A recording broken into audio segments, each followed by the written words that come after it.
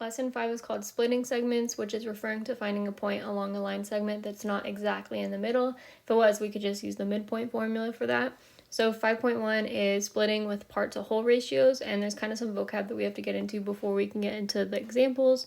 But the first new vocab piece is directed line segment, or a directed line segment. And it's a line segment that has the additional property of direction.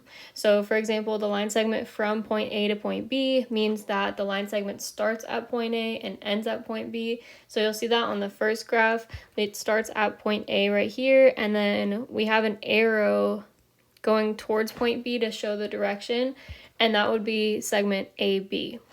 Versus on the second graph, we're starting at point B, and you can see there's an arrow pointing at point A to show the direction that it began at point B and then finished at point A, so that would be segment BA.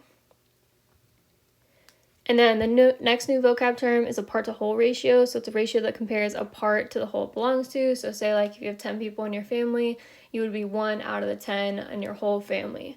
The fractions 1 over n, or more commonly, at least in this section, m over n, are used to write these ratios.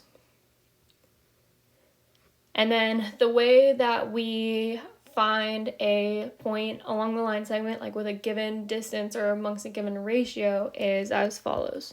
So the coordinates of point D, that is m over n of the way from point A, which is going to be x1, y1, to point B, which is x2, y2, are as follows. So it's x1 plus m over n times x2 minus x1, and then the y coordinate is going to be the second part. So this whole thing was going to be our x coordinate of our point.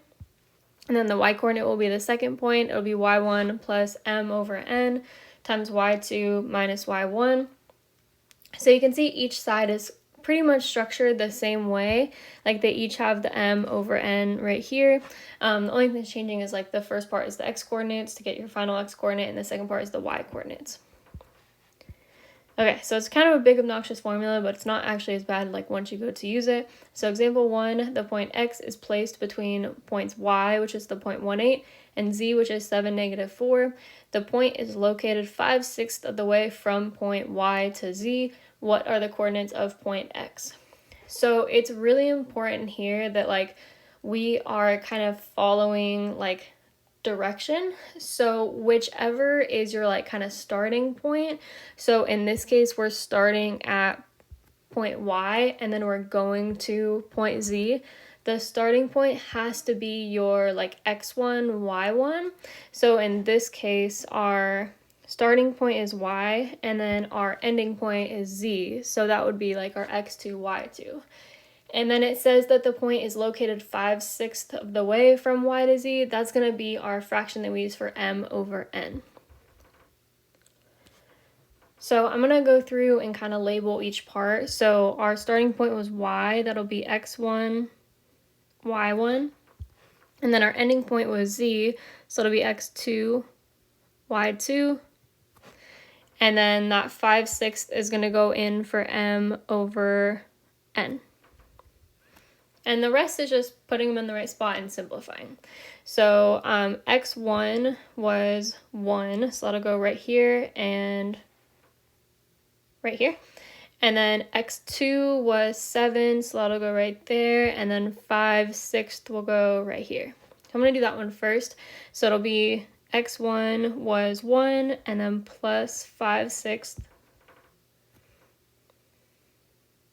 And then times x2, which was 7, and then minus x1, which was 1. So just to kind of like point it all out, this 1 right here went in for both of the x1s right there and right there. And then this x2 went in for the x2 right there. And then that 5/6 went in for our m over n. Okay, so that's going to give us our x coordinate once we go to simplify it. I'm also going to put in our y coordinate as well. So our y1, it's 8. It's going to go right there and right there. And then our y2 is -4. So that'll go right there. And then our 5/6, will go right there. So it'll be y1, which is 8, and then plus 5/6 times y2, which was -4, and then minus y1, which was 8. So just kind of show each piece again really quick. Y1 was 8, so that's going to go right here, and then right there. And then Y2 was -4, it's going to go right there, and then the 5/6 is going to go right there. And then now that everything's put in, we just have to be careful and make sure that we simplify properly. So I would subtract inside the parentheses first. So then this will be 1 plus 5/6 5/6 times 7 minus 1, so times 6. And then over here, 8 plus 5/6. And then -4 minus 8 is -12. And then now we can go ahead and multiply. So the 5/6 by each one, so it'll be 1. And then when you multiply like 5/6 times 6, the 6's would cancel each other out because you have like 1/6 in the numerator and 1/6 in the denominator. So we would just be left with the 5. So it'd be plus 5. And then over here, the 8, the like -12 and the 6 we can also cross cancel because the -12 is in the numerator.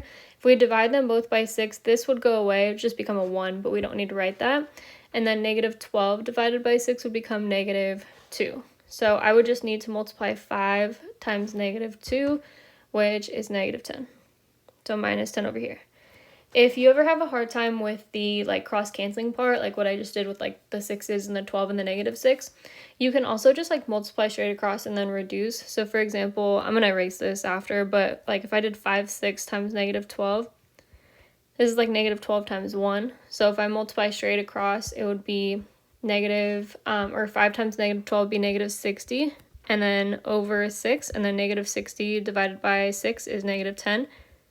And that's what we got right here. So you end up getting the same thing. It really just comes down to personal preference. And then now we just need to finish adding and subtracting. So 1 plus 5, that'll give us 6 for our x coordinate. And then over here, 8 minus 10 will give us -2 for our y coordinate.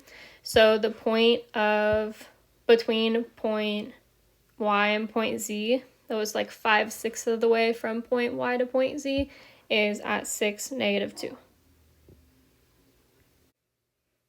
And then lesson 5.2 is splitting part-to-part ratios instead of part-to-whole ratios. So one more like kind of piece of new vocab is a part-to-part ratio is a ratio that compares two parts of the same whole. So for example, if there's 16 girls and 18 boys in a class, the ratio 16 to 18 is a part-to-part because it compares the number of girls to the number of boys in the class. So the trick to like splitting part to part is actually to just convert it to part to whole, but convert it to part to whole and like basically finish out the problem the same way we did in 5.1. So there's really just like one added step at the beginning. So before we get into like the example with the points, I just want to go ahead and convert like the boy and girl ratios to part to whole. So in order to do that, all we need to do is figure out like, okay, how much is in the whole? So if there's 16 girls and 18 boys, there would be 34 kids in the whole class. And then that means for like the girls, if I were to go part to whole, I would just do 16 girls to the 34 in the whole class. Or for boys, I would take the 18 boys to the 34 in the whole class. So to convert to like part to whole, you just have to figure out what the whole is by adding the two parts together, and then you take each part and like kind of compare it to the whole individually. So for girls it would be 16 to 34, and then for boys it would be 18 to 34. We're going to apply that same exact process to like the first example. Okay, so example 1.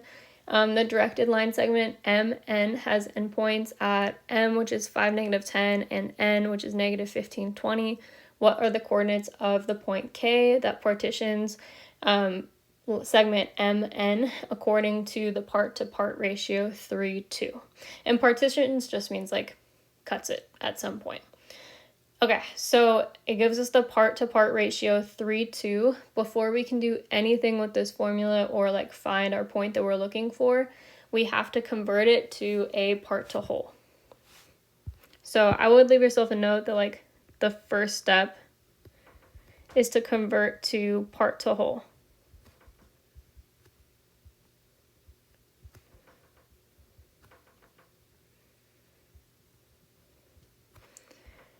Okay, so our part-to-part ratio was 3:2.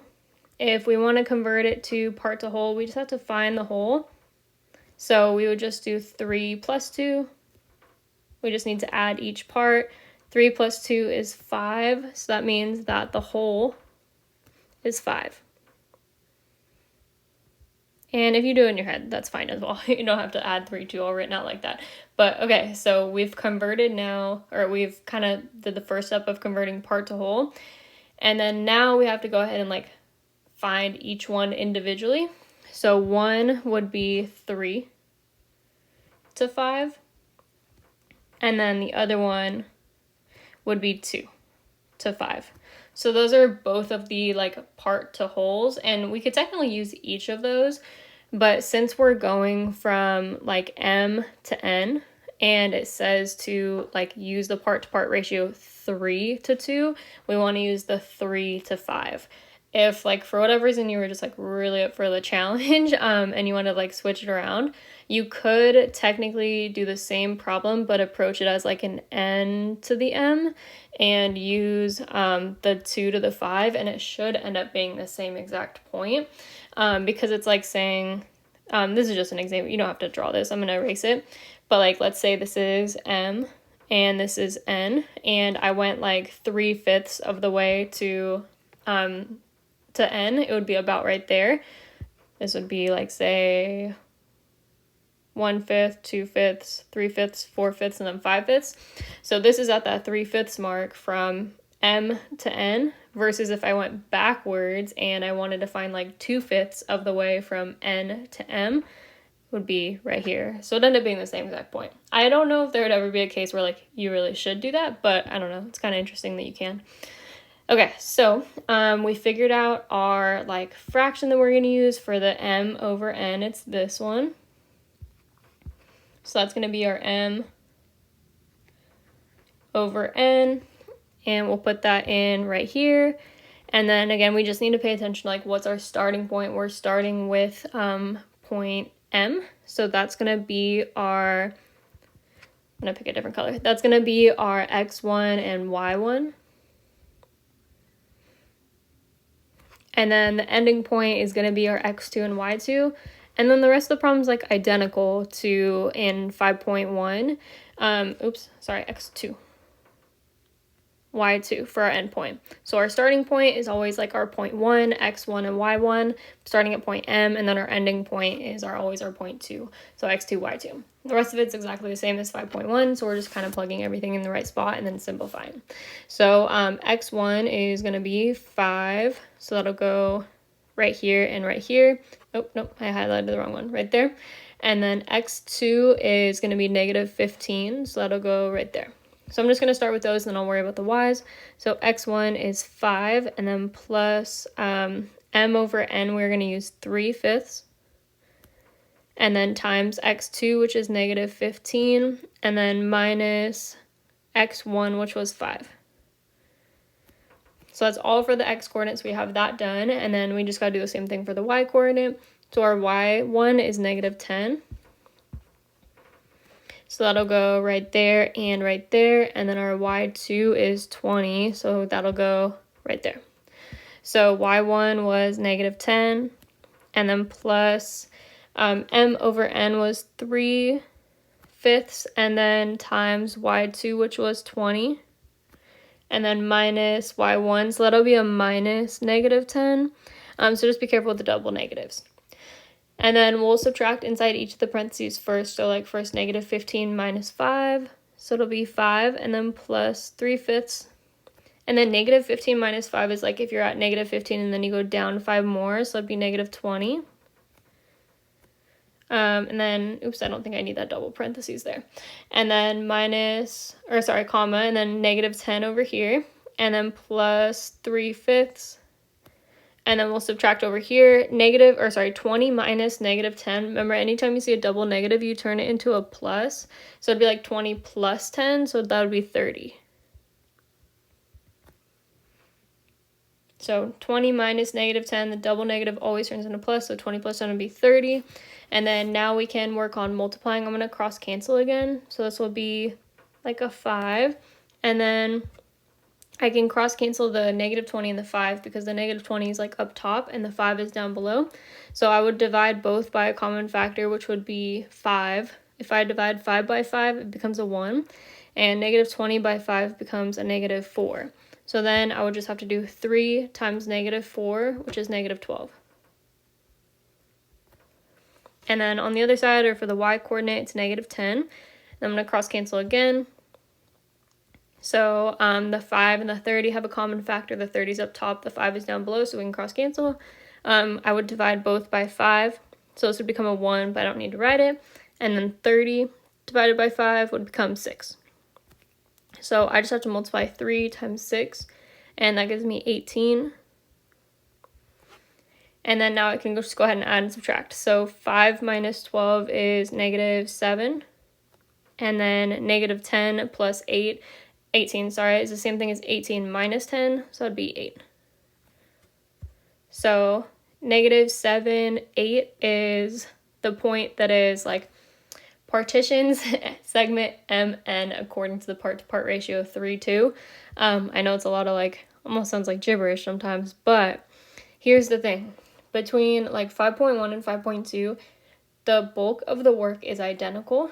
For 5.2, when you're given a like part-to-part ratio, like we are here, you just need to start by changing it to a part to whole, and that's just the added like first step, and the rest of the problem will be identical. It's just a matter of using this formula and knowing that whatever point you're starting at, so like it was the directed line segment MN, the point you're starting at is your point 1, x1, y1, and the point you're ending at is your point 2, x2, y2.